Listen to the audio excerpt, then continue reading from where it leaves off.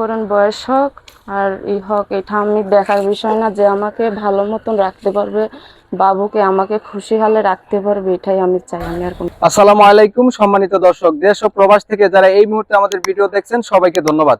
বন্ধুরা, দেখতে পাচ্ছেন সুন্দরী একটা অসহায় আপু আছে আমার ক্যামেরার সামনে, তার জীবনের গল্প কথাগুলো বলবে। বাচ্চা একটা সাথে নিয়ে আইছে। আসলে এই আপুটি কে, তার মনে কি এমন দুঃখ কষ্ট আছে, বিস্তারিত আপনাদের মাঝে তুলে ধরার চেষ্টা করব। হাতে যদি সময় থাকে ভিডিওটা কন্টিনিউ করলে আপু সম্পর্কে মোটামুটি একটা তথ্য পেয়ে যাবেন। সাথে ওনার ফোন নাম্বারটা দেওয়া থাকবে, চাইলে ওনার সাথে আপনারা সরাসরি কথাও বলতে পারবেন। আর কথা না বাড়িয়ে পরিচয় করাই দিতেছি আপনাদের।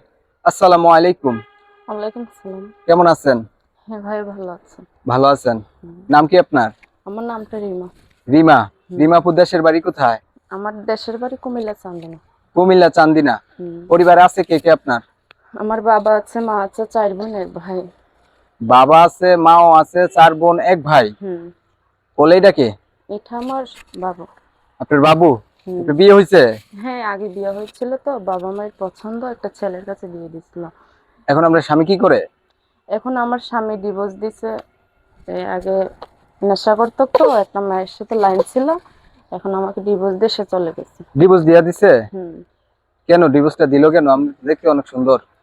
ডিভোর্স দিছে, এখন কার মনে কি আছে সেটা তো জানি না। নেশা খাইতো, একটা মেয়ের সাথে লাইন ছিল, এটা তো আমি আগের জানিনি। এই ছোট্ট বাচ্চাটারে রেখে ডিভোর্স দিল? কি করব ভাই, দুঃখের কথা। এখন কি করবো? আপনার বয়স কত? আমার বয়সটা 19। 19? আপনার বাবা কি করে?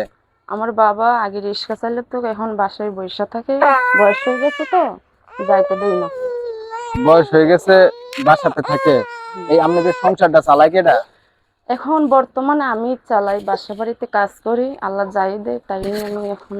এই পর্যন্ত প্রতিবেদন আর করছিলেন আগে? না ভাই, আগে কখনো করি নাই। এখন আল্লাহ। এই যে হঠাৎ করে প্রতিবেদনে আসলেন, আসার কারণ উদ্দেশ্য কি ছিল বলেন? কারণ উদ্দেশ্য, এখন আমার একজন সন্তান আছে, এখন আমার দিকেও তো দেখা লাগবে। এখন আমার ভবিষ্যৎ, বাচ্চার ভবিষ্যৎ আছে। এমন একজন মানুষ যদি আমি পাই, তাকে নিয়ে আমি সারা জীবন কাটতে চাই, যে আমাকে বিপদ আপদে হেল্প করবে। একটা মানুষ চাইতেছেন যে আপনার বিপদ আপদে হেল্প করবে, এমন একটা মানুষ পেলে তাকে নিয়ে সারা জীবন থাকতেছেন, মানে দ্বিতীয় আরেকবার সংসার করতে চান? হ্যাঁ হ্যাঁ, এখন নতুন করে একটা জীবন শুরু করতে চাই। যে আমাকে আপনার যেহেতু বিয়ে হয়েছিল, আপনার একটা বাচ্চাও আছে, এখন তো বেশিরভাগ সময়ই আপনার কাছে যারা ফোন দিবে বেশিরভাগ বয়স্ক লোকেরাই বিয়ে শাদী করতে চাইবে বা আপনাকে নিয়ে কথাবার্তা বলতে চাইবে। তখন বয়স্ক লোক যদি আপনার পাশে দাঁড়াইতেছে, আপনার বাবুর দায়িত্ব নিতে চায়, তখন কি করবেন? শুনেন ভাই, এখন মনে করেন বয়স হোক আর হোক, এটা আমি দেখার বিষয় না। যে আমাকে ভালো মতন রাখতে পারবে, বাবুকে আমাকে খুশি হালে রাখতে পারবে, এটাই আমি চাই। আমি আর কোনো কিছু বয়স বেশি হলেও সমস্যা নাই। না না, একটা নাম্বার দেন। নাম্বারটা দেবো আমি। ওই যে আমার কাছে যেটা দিয়ে রাখছেন এটাই? হ্যাঁ হ্যাঁ। আপনার নাম যেন কি বলছিলেন? আমার নাম রিমা।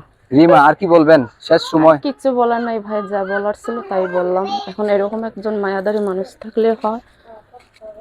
প্রিয় দর্শক, আপনারা হচ্ছে রিমার কথাগুলো শুনছেন, তার ভিডিওতে আসার কারণ সম্পর্কেও জানছেন। সে চাইতেছে তার অতীত জানার পরে যদি একটা ভালো মানুষ তার পাশে দাঁড়ায়, তার বাচ্চাটার দায়িত্ব নেয়, তাহলে দ্বিতীয়বারের মতো সংসার করবে। আমি হচ্ছে ওনার কথাগুলো আপনাদের মাঝে তুলে ধরার চেষ্টা করছি, আপনারা শুনছেন। যাদের কাছে ভালো লাগছে চাইলে সরাসরি রিমার সাথে কথা বলতে পারেন। নাম্বারটা আমি ভিডিওর স্ক্রিনে দিয়ে রাখছি।